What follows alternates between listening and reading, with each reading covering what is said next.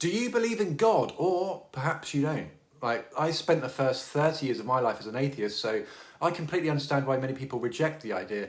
In fact, I think our education system almost invariably leads us in that direction because we're taught to see the world as separate objects, separate people, and separate disciplines, and God just becomes another object to believe in or to disbelieve, really. And because the version we often inherit is a man sitting in the clouds, many people quite reasonably dismiss it. But everything changed for me after a profound spiritual experience that I've spoken about in past videos.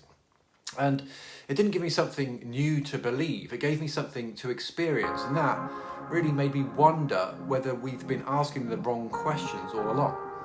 And perhaps the question isn't whether God exists, perhaps it's what we've been calling God.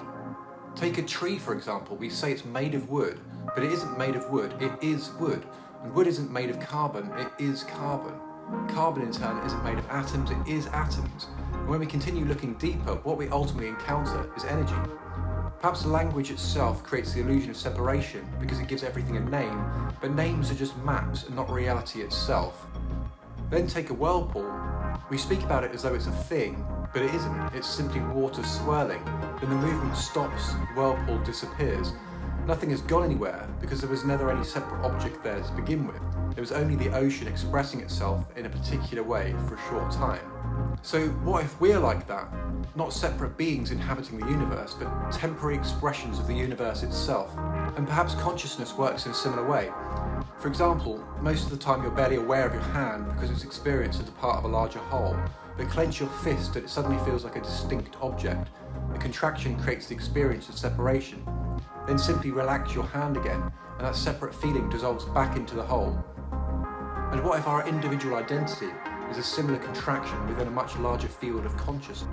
Many contemplative traditions suggest meditation gradually softens this contraction, not by giving us new beliefs, but by allowing us to experience reality before it's divided into labels and concepts.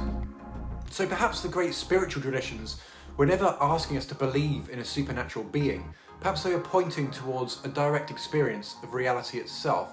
And whatever name we choose, God, nature, consciousness, the universe, or energy, the label matters far less than the experience. And perhaps as our consciousness expands, so too does our capacity to create a freer, wiser, and more compassionate world.